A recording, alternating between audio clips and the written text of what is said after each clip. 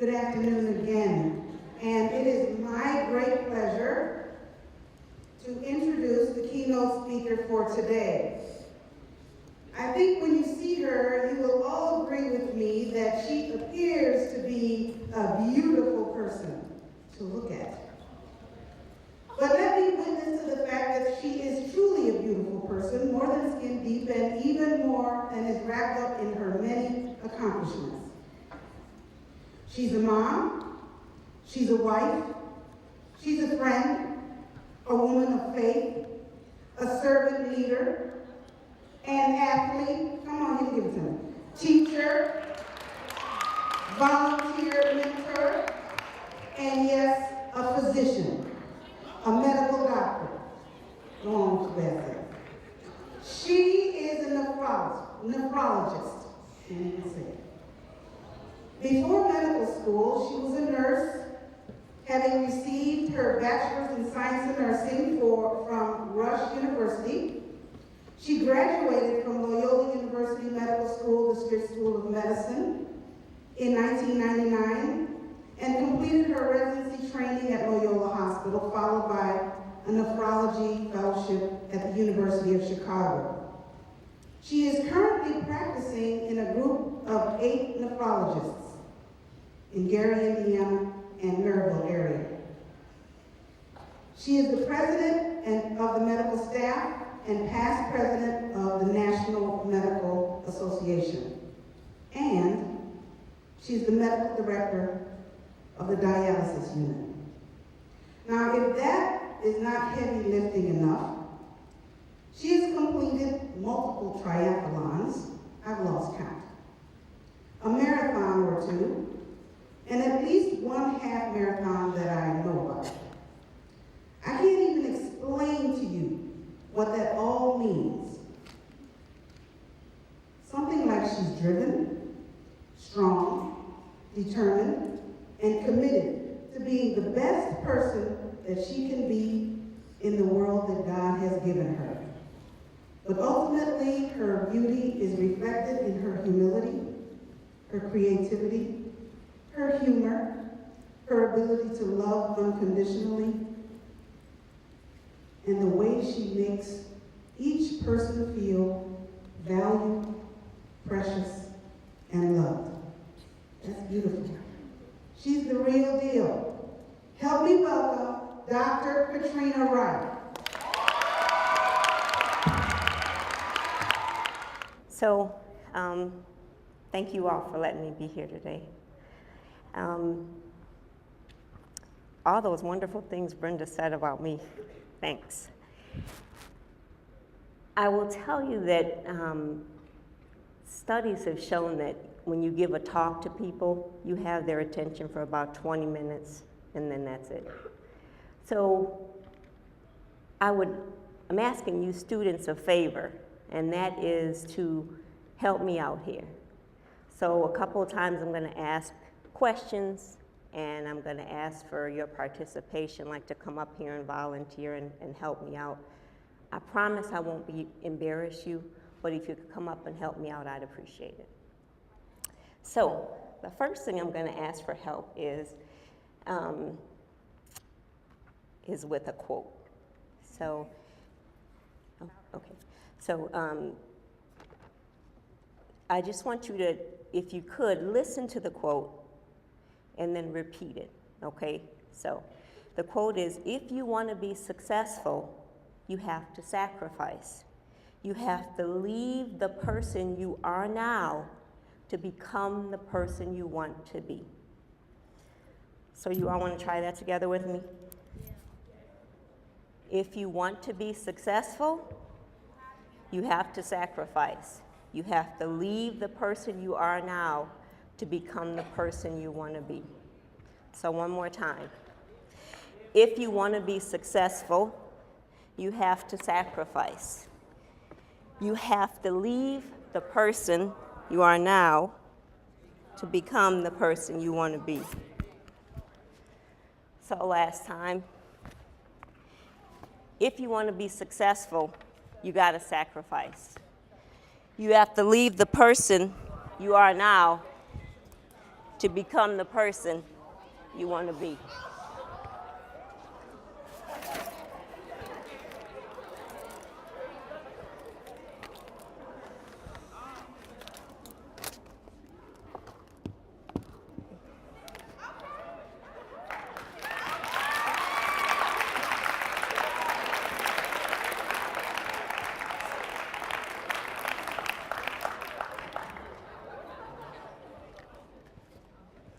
So I believe that we are all destined for greatness. We all have greatness within us. It really is just a matter of finding that greatness and then following it. So how do we discover our greatness? One way to tap into that greatness might be to think about your childhood dreams. What did you say you wanted to be when you grow up? Just take a second and think about that. So when you were real little, like 3 or 4, and somebody asked you what you wanted to be, what did you say? I think as little children we are so naive but so pure at the same time. So when we talked about our dreams back then, we didn't have all the negative comments people might say, like those dreams are dumb or you can't do that. Your childhood dreams are most likely the desires of your heart. And the word desire means of God. So to me, God put those childhood dreams in your heart, and you should listen to him. So if you're wondering if following your childhood dreams is the right path, you can trust that it is, because that desire is of God.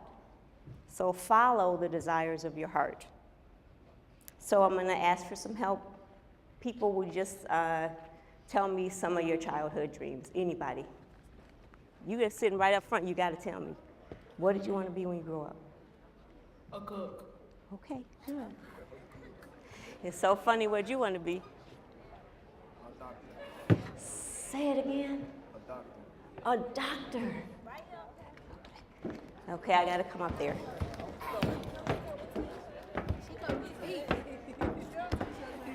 I want to be a lawyer.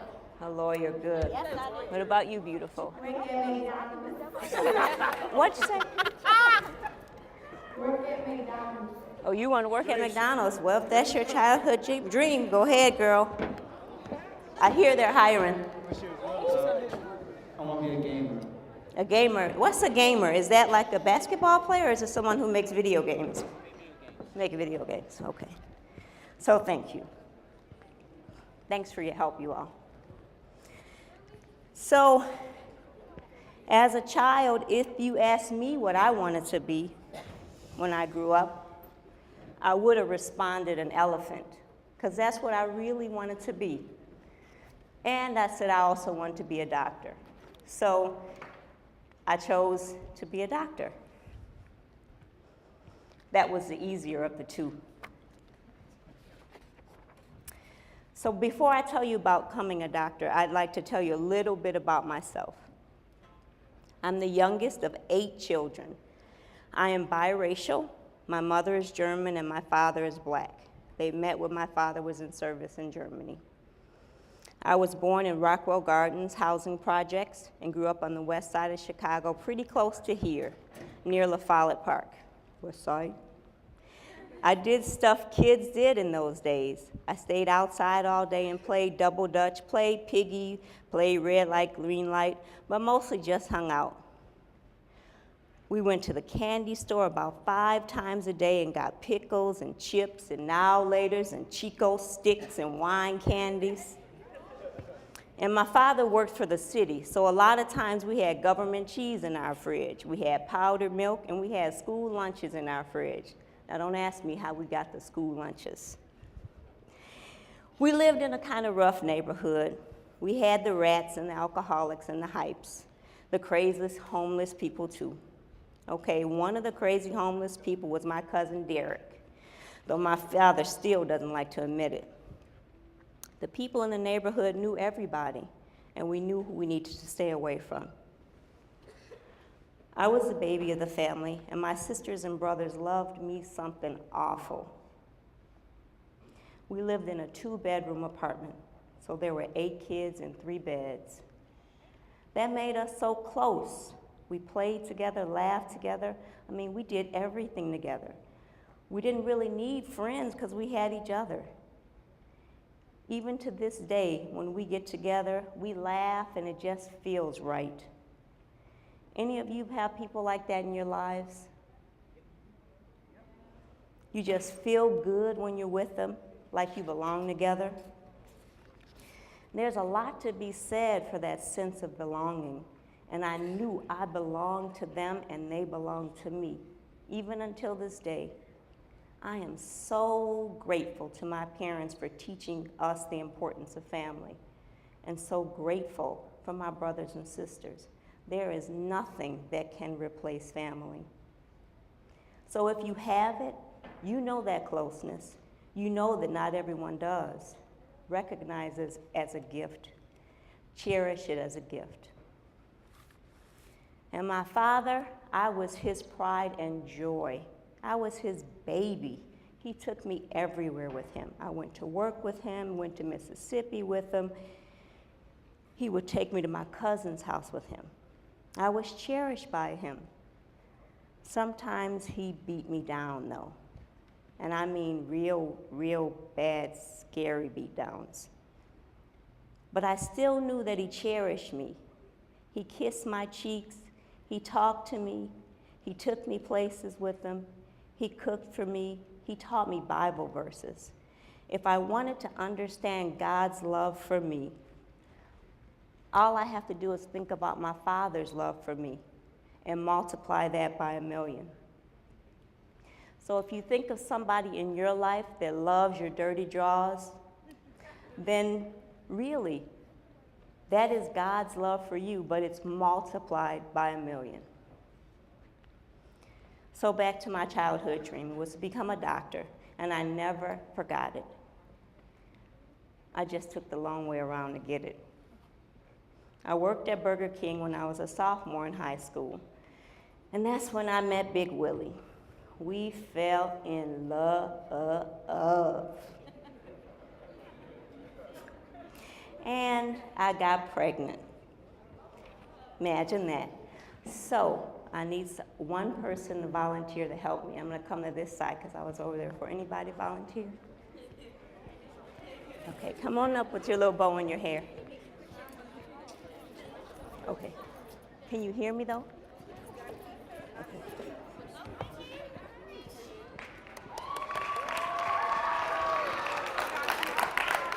Thank you for coming up to help me.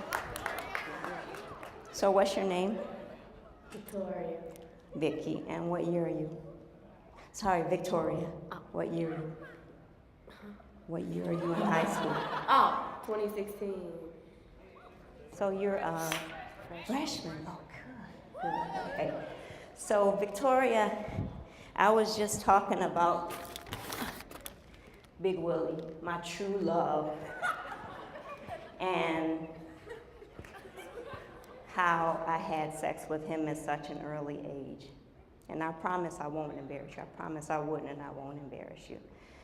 But the analogy I want to give you is that though my body might have been ready to have sex, the rest of me probably wasn't mature enough yet.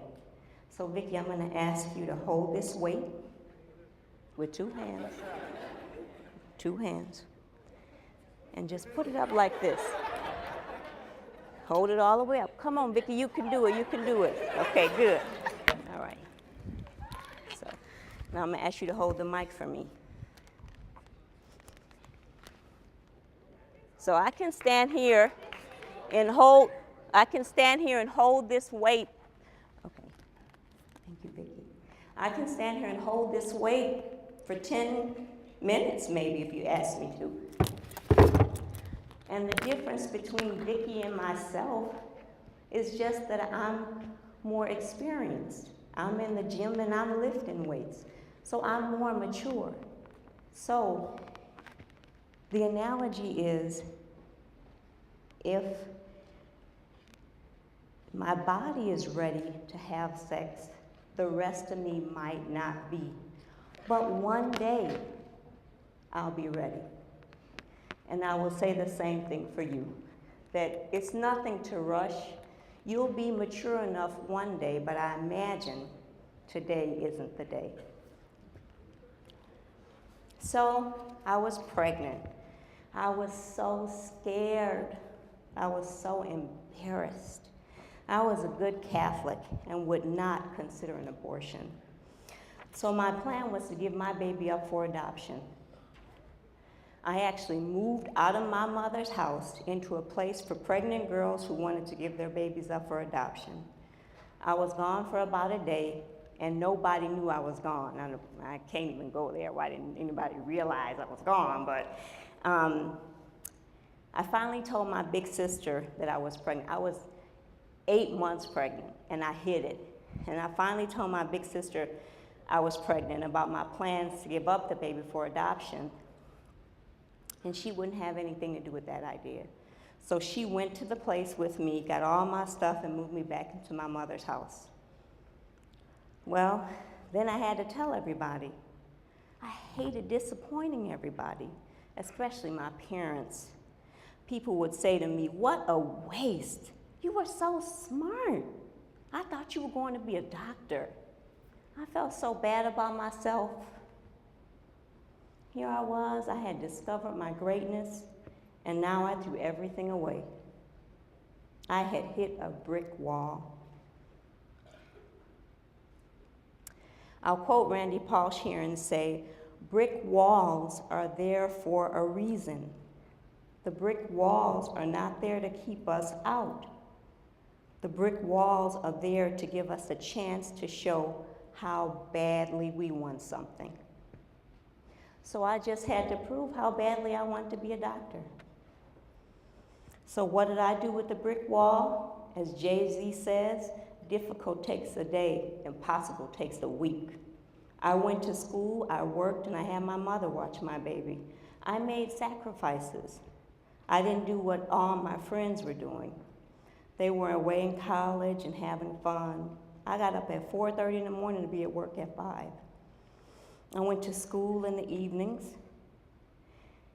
So if you want to be successful, you have to sacrifice.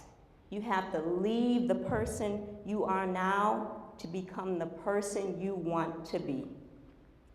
So, can anybody tell me some of the sacrifices they make now to just achieve short-term goals? So, one example might be like if you're on the track team, you might do sprints. Sprints hurt, but they're a sacrifice so that you can run faster.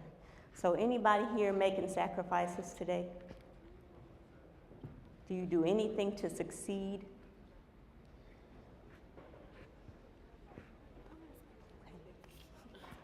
I'm gonna grab my water. Sorry. I do. Anybody making sacrifices? Thanks. You gotta tell me your name.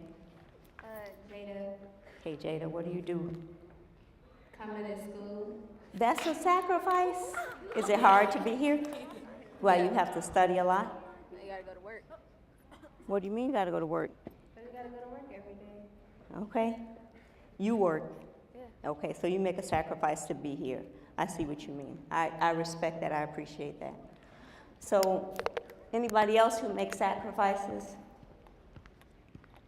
So, you all make sacrifices, you're just not cognizant of them. If you're doing well in school, then you're studying, right?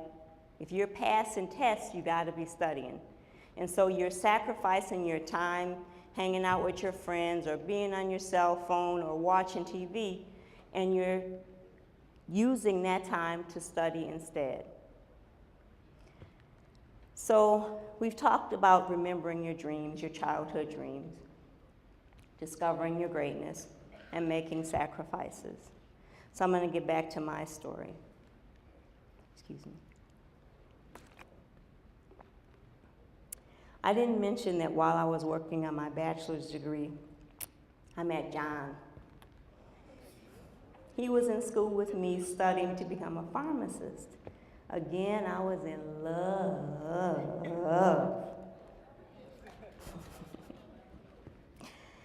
Again, I got pregnant. Again, the baby daddy left and was nowhere to be found. At this point, it finally hit me. You may think one has to be pretty smart to become a doctor, but as I'm telling this story, I don't sound too smart. I mean, I'm repeating the same mistake. Same boyfriend, falling in love, getting pregnant, and they leave. So Albert Einstein said, doing the same thing over and over again and expecting a different result is the definition of insanity.